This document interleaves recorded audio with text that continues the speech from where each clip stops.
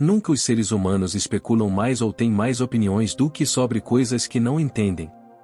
Desde a infância, Carl Jung experimentou fenômenos estranhos e aparentemente inexplicáveis. Ele temia estar enlouquecendo e partiu em busca para descobrir o que eles significavam. Eu vi ondas amarelas, escombros nadando e a morte de incontáveis milhares. 2 semanas se passaram, então a visão retornou, ainda mais violenta do que antes, e uma voz interior falou: "Olhe para isso, é completamente real, e acontecerá passar. Você não pode duvidar disso." Jung teve essas visões vívidas pouco antes do início da Primeira Guerra Mundial. Quando isso aconteceu, ele tinha certeza de que nenhuma esquizofrenia o ameaçava. Ele entendeu que seus sonhos e visões vinham até ele do subsolo do inconsciente coletivo. Para Jung, a questão premente era: como são possíveis tais eventos significativos, não ligados por quaisquer cadeias causais aparentes? O que isso diz sobre o universo físico? Essas eram justaposições surpreendentes que a racionalidade científica não conseguia explicar adequadamente. Quando jovem, Jung não apenas teve visões incomuns, mas também eventos que não podiam ser explicados de forma alguma. Durante as férias de verão, Jung estava estudando seus livros e ouviu um som semelhante ao de um tiro de pistola. Ele correu para a sala e viu que uma mesa sólida havia se dividido da borda para além do centro. Cerca de 2 semanas depois, ele ouviu outro som. Desta vez ele viu que dentro de um armário, a faca de pão, que havia sido usada pouco antes, havia sido quebrada em vários pedaços. Jung terminou seus estudos de medicina e tornou-se psiquiatra. Durante esse período, ele participou de sessões para comunicação com os mortos e tinha interesse em parapsicologia e ocultismo, principalmente devido às suas próprias experiências pessoais. Isso formou a base de sua dissertação médica publicada em 1902, intitulada Sobre a Psicologia e a Patologia dos Chamados Fenômenos Ocultos, um estudo psiquiátrico. Em certa ocasião, Jung estava conversando com Freud sobre parapsicologia. Freud, em seu materialismo, rejeitou a maioria das questões de Jung como absurdas. Jung teve uma sensação estranha, como se seu diafragma fosse feito de ferro e estivesse ficando em brasa. Naquele momento, houve um barulho alto na estante de livros, que ficava bem ao lado deles, e os dois se levantaram alarmados, temendo que a coisa caísse sobre eles. Jung disse a ele: "Pronto, esse é um exemplo do chamado fenômeno de exteriorização catalítica." Freud respondeu que era pura besteira. Jung respondeu que não, e para provar seu ponto de vista, ele previu que em um momento haverá outro barulho tão alto. Outra detonação explodiu na estante. Jung escreveu: "Até hoje não sei o que me deu essa certeza. Mas eu sabia, sem sombra de dúvida, que o relatório viria novamente." Freud apenas me olhou horrorizado. Não sei o que se passava em sua mente ou o que seu olhar significava. Em 1928, quando Jung desenhava as mandalas presentes em seu livro vermelho, o sinologista Richard Wilhelm enviou-lhe uma cópia de O Segredo da Flor Dourada, um livro alquímico taoísta da vida que ensina uma antiga prática de meditação chinesa para alcançar a totalidade. Jung ficou impressionado com o paralelismo entre a mandala chinesa e aquela em que estava trabalhando e imediatamente devorou o livro. Em memória desse evento, ele escreveu sobre sua mandala: "Em 1928, quando eu estava pintando este quadro, mostrando o castelo dourado e bem fortificado, Richard Wilhelm Frankfurt me enviou o texto chinês milenar no Castelo Amarelo, o germe do corpo imortal." Este foi um ponto decisivo na vida de Jung, onde seus escritos mudaram para focar no significado psicológico da alquimia. Ele escreveu que, de Guilherme a faísca saltou e acendeu uma luz que se tornaria para mim um dos eventos mais significativos da minha vida. Na verdade, sinto-me tão enriquecido por ele que me parece como se eu tivesse recebido mais dele do que de qualquer outro homem. Jung ficou particularmente impressionado com o desenho de um yogi com 5 figuras humanas crescendo no topo de sua cabeça e mais 5 figuras crescendo no topo de cada uma de suas cabeças. A imagem, pensou Jung, retrata o estado espiritual do yogi que está prestes a se livrar de seus muitos egos e passar para o estado objetivo mais completo do eu. Jung cunhou o termo sincronicidade e o menciona publicamente pela primeira vez em 1930 em seu discurso em memória de Richard Wilhelm, que também traduziu o I Ching, ou Livro das Mutações. Ele se referiu a isso como um princípio peculiar ativo no mundo para que as coisas aconteçam juntas de alguma forma e se comportem como se fossem iguais, e ainda assim para nós elas não são.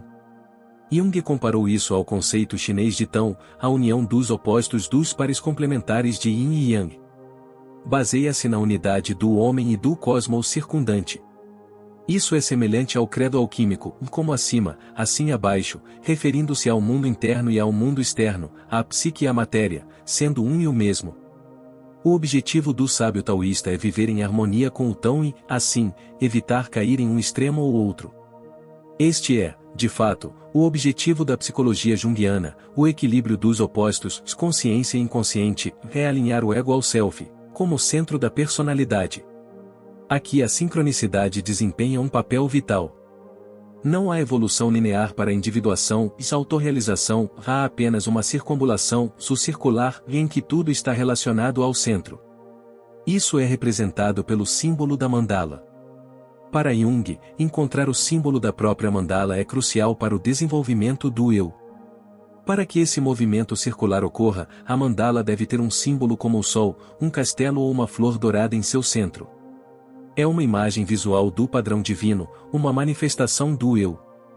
O resultado final é o procedimento alquímico Mysterium Coniunctionis, que também é o título da última grande obra de Jung. Os lados opostos da vida estão unidos em um casamento sagrado. Há uma elevação e clareza de consciência e um profundo senso de unidade do ser. Jung comenta que Atman, Tao e Cristo são diferentes símbolos culturais de totalidade que correlacionam o eu interior com o princípio animador do cosmos. Já não é você quem vive, é você quem vive. O oráculo do I Ching desempenhou um papel importante no desenvolvimento de sua ideia de sincronicidade. Ele usou-o com seus pacientes em psicoterapia e conseguiu lembrar de muitas respostas significativas e insights psicológicos incomuns. Por exemplo, ele se lembra da história de um paciente que sofria de complexo materno, que temia que seu futuro cônjuge pudesse ser dominador. Jung abriu o I Ching e mostrou o hexagrama 44, intitulado Kamin Tomite, que afirmava: "A donzela é poderosa. Não se deveria casar com uma donzela assim." Os experimentos de Jung demonstraram que existem conexões significativas entre o reino psíquico e o mundo físico. Ele escreveu: "Por mais de 30 anos tenho me interessado nesta técnica oracular, ou método de explorar o inconsciente, pois me pareceu de significado incomum. Relaciona-se com um certo princípio curioso que denominei de sincronicidade, um conceito que formula um ponto de vista diametralmente oposto ao da causalidade. Como esta última é uma verdade meramente estatística e não absoluta, é uma espécie de hipótese de trabalho de como os eventos evoluem uns a partir dos outros, enquanto a sincronicidade considera a coincidência de eventos no espaço e no tempo como significando algo mais do que mero acaso. Causalidade é a forma como explicamos a ligação entre dois eventos sucessivos. A causa de acertar uma bola de bilhar com um taco leva ao efeito do movimento da bola.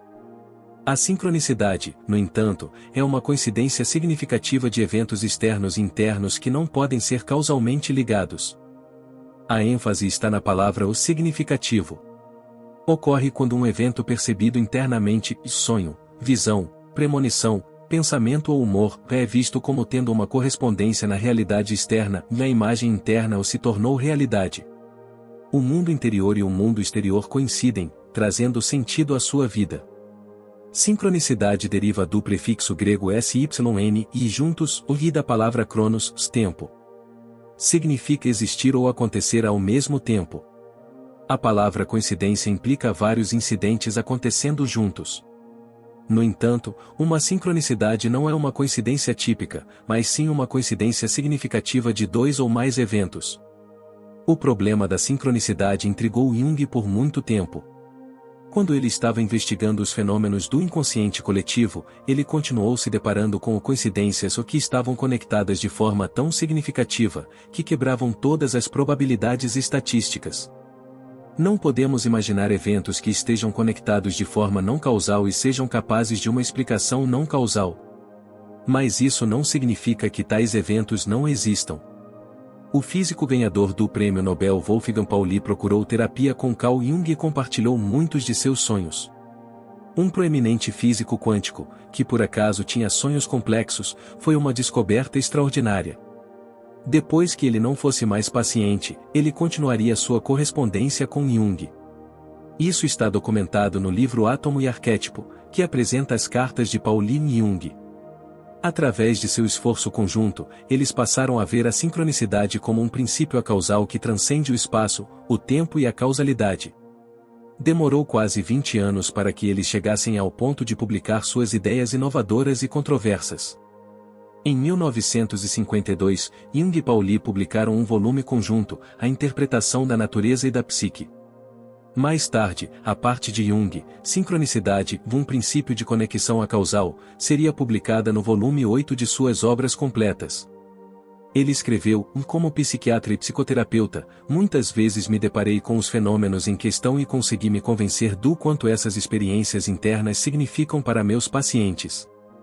Na maioria dos casos, eram coisas sobre as quais as pessoas não falam por medo de se exporem ao ridículo impensado. Fiquei surpreso ao ver quantas pessoas tiveram experiências desse tipo e com que cuidado o segredo foi guardado. Jung não tinha os meios necessários para conduzir experimentos científicos sobre sincronicidade. Ele se refere aos experimentos de percepção extrasensorial de J.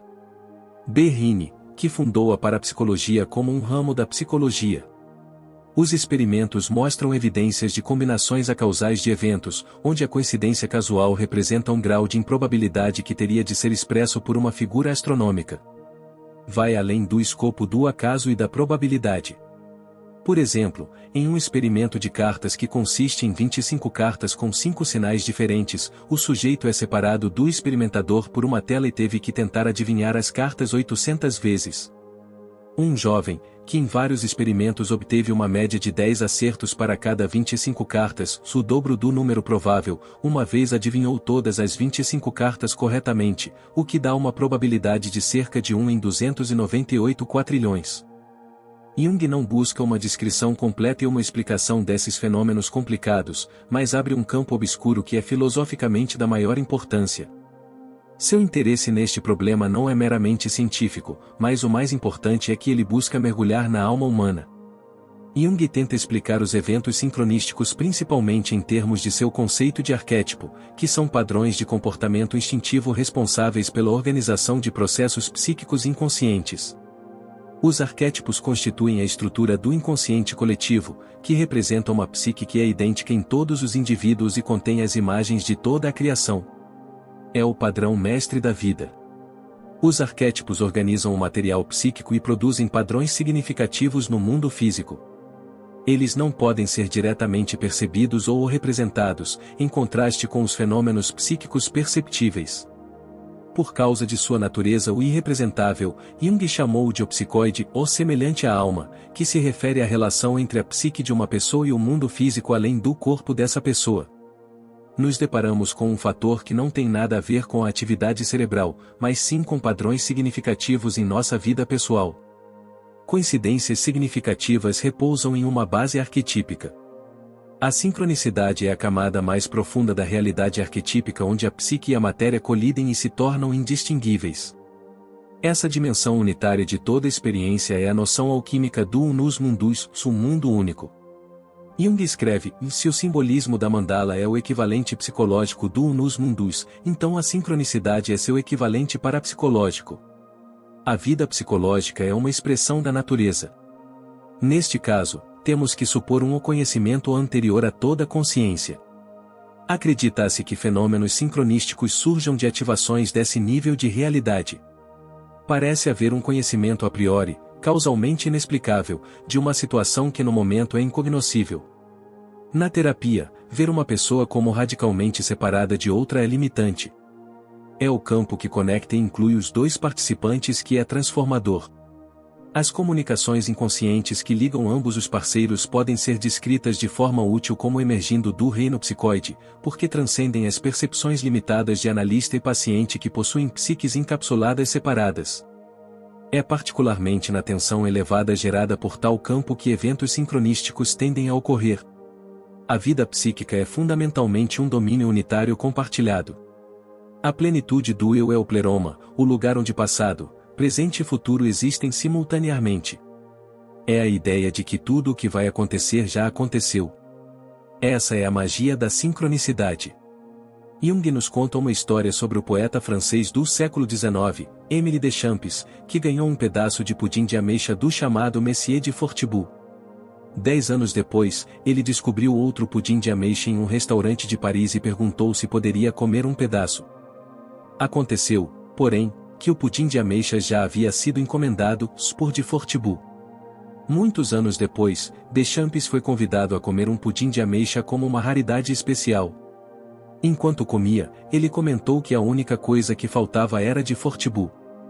Naquele momento, a porta se abriu e um homem muito velho nos últimos estágios de desorientação entrou de Fortibou, que havia conseguido o endereço errado e invadiu a festa por engano.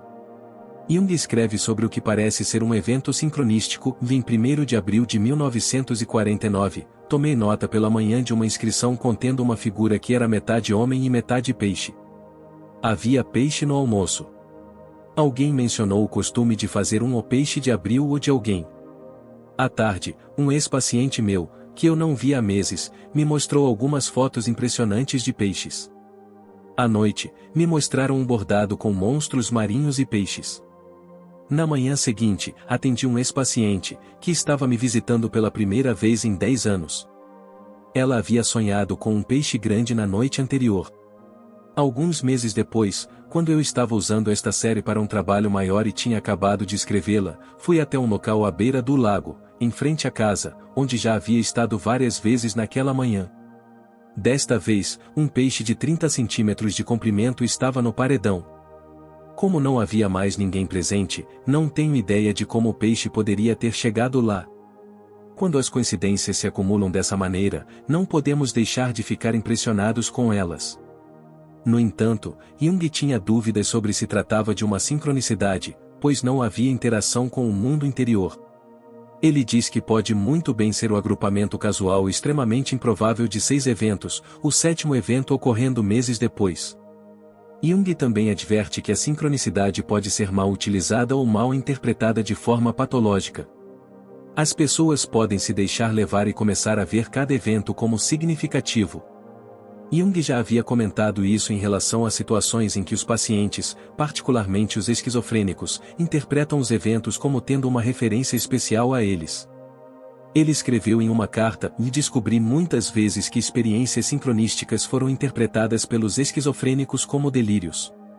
Como situações arquetípicas não são incomuns na esquizofrenia, devemos também supor que ocorrerão fenômenos sincronísticos correspondentes que seguem exatamente o mesmo curso que acontece com as chamadas pessoas normais.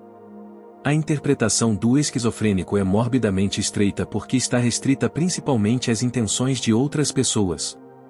E à importância de seu próprio ego. Devemos nos esforçar para descobrir o que o inconsciente pensa e ajustar nossa atitude de acordo. Assim, o efeito sincronístico deve ser entendido não como psicótico, mas como um fenômeno normal. Em certa ocasião, Jung e os membros de um seminário que ele estava conduzindo sobre análise de sonhos estavam discutindo o símbolo do Deus Touro em relação ao sonho de um analisando.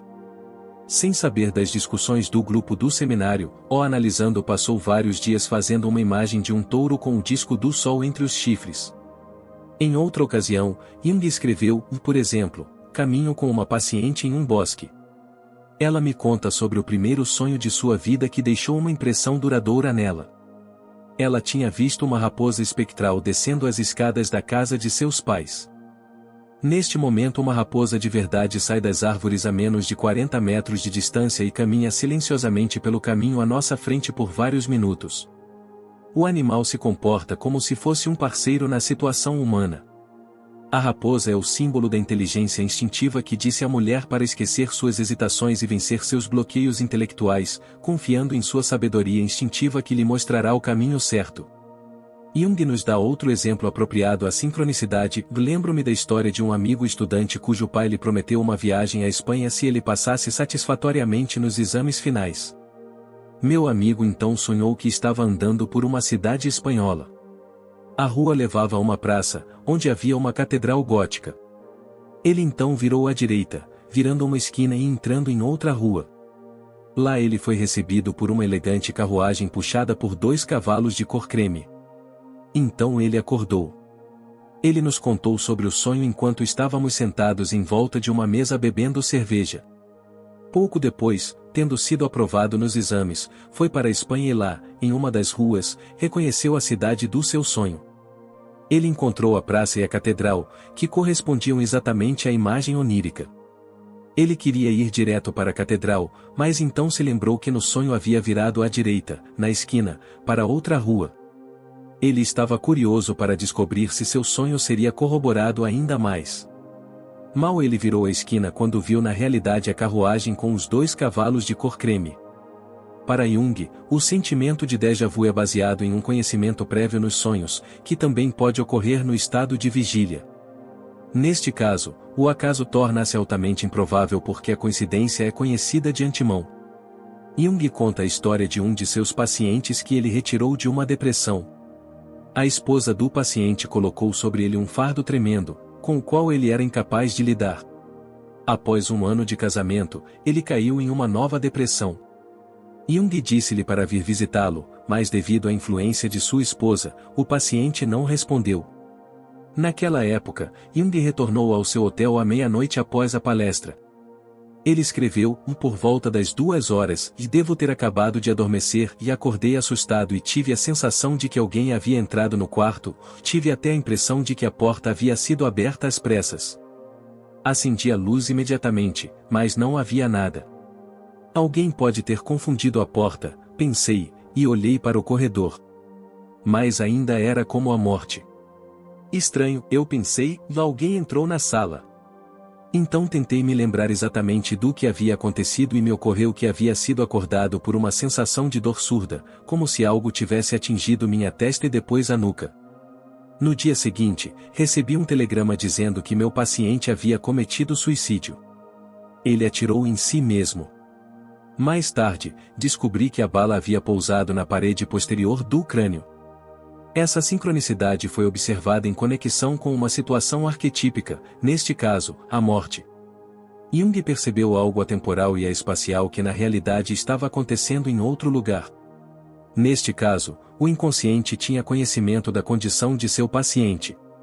Talvez o exemplo mais conhecido de sincronicidade de Jung seja o do escaravelho, um importante símbolo egípcio na forma do arquétipo do renascimento e da transformação. Jung teve dificuldades com seu paciente, que era psicologicamente inacessível. O paciente era extremamente racional e não acreditava em nada sobre o inconsciente. Jung escreveu: uma jovem que eu estava tratando teve, em um momento crítico, um sonho em que lhe foi dado um escaravelho dourado. Enquanto ela me contava esse sonho, sentei-me de costas para a janela fechada. De repente, ouvi um barulho atrás de mim, como uma batida suave. Eu me virei e vi um inseto voador batendo na vidraça do lado de fora. Abri a janela e peguei a criatura no ar enquanto ela voava. Foi a analogia mais próxima de um escaravelho dourado que se encontra em nossas latitudes, um escaravelho, o forro de rosa comum, Cetonia aurata, que, ao contrário de seus hábitos habituais, evidentemente sentiu vontade de entrar em um quarto escuro neste momento específico. Devo admitir que nada parecido aconteceu comigo antes ou depois, e que o sonho do paciente permaneceu único em minha experiência. Isso parece sugerir que fenômenos aleatórios anormais podem ocorrer quando uma necessidade ou impulso vital é despertado.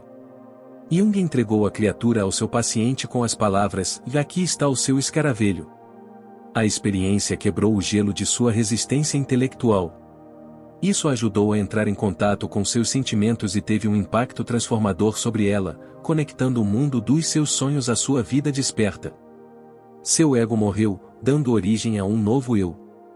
Jung usa esses exemplos apenas como um paradigma dos inumeráveis casos de coincidência significativa que foram observados não apenas por ele, mas por muitos outros, e registrados em grandes coleções.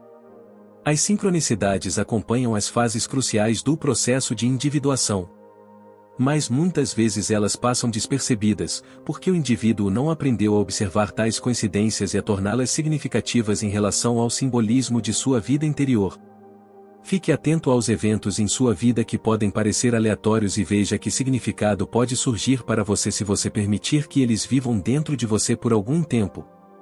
A sincronicidade é uma maneira de perceber o que está em nosso eu mais profundo e desconhecido. Em 1961, Jung havia acabado de terminar seu último trabalho, uma contribuição para o homem e seus símbolos intitulada Aproximando-se do Inconsciente, depois que um sonho o aconselhou a tornar suas obras acessíveis ao público em geral. 3 dias antes de sua morte, ele teve vários sonhos, os últimos dos quais nos foram comunicados. Ele sonhou que estava em um lugar alto, ao redor de uma pedra, em pleno sol. Nele estavam gravadas as palavras: tome isso como um símbolo da totalidade que você alcançou e da solteirice que você se tornou. Em outro sonho, ele viu uma praça e árvores crescendo nela. As raízes das árvores estavam entrelaçadas com ouro, um símbolo de resolução, o símbolo alquímico da totalidade. O inconsciente coletivo estava dizendo a ele, por assim dizer: você conquistou a liberdade de seguir em frente. Você fez seu trabalho. Você fez isso bem e isso vai crescer. Pouco antes da morte de Jung, seu amigo Laurens van der Post, que estava em uma viagem da África para a Europa, sonhou com Jung se despedindo. A natureza juntou-se algumas horas depois. Uma tempestade caiu e um raio atingiu e destruiu uma das árvores favoritas de Jung no jardim onde ele costumava sentar. Alguns anos depois, van der Post estava filmando um documentário na casa dos Jung em Zurique. Quando chegou o momento de ele falar diretamente para a câmera sobre a morte de Jung, e ele chegou à descrição de como um raio destruiu a árvore favorita de Jung, o raio atingiu o jardim novamente. A sincronicidade é uma realidade sempre presente para quem tem olhos para ver.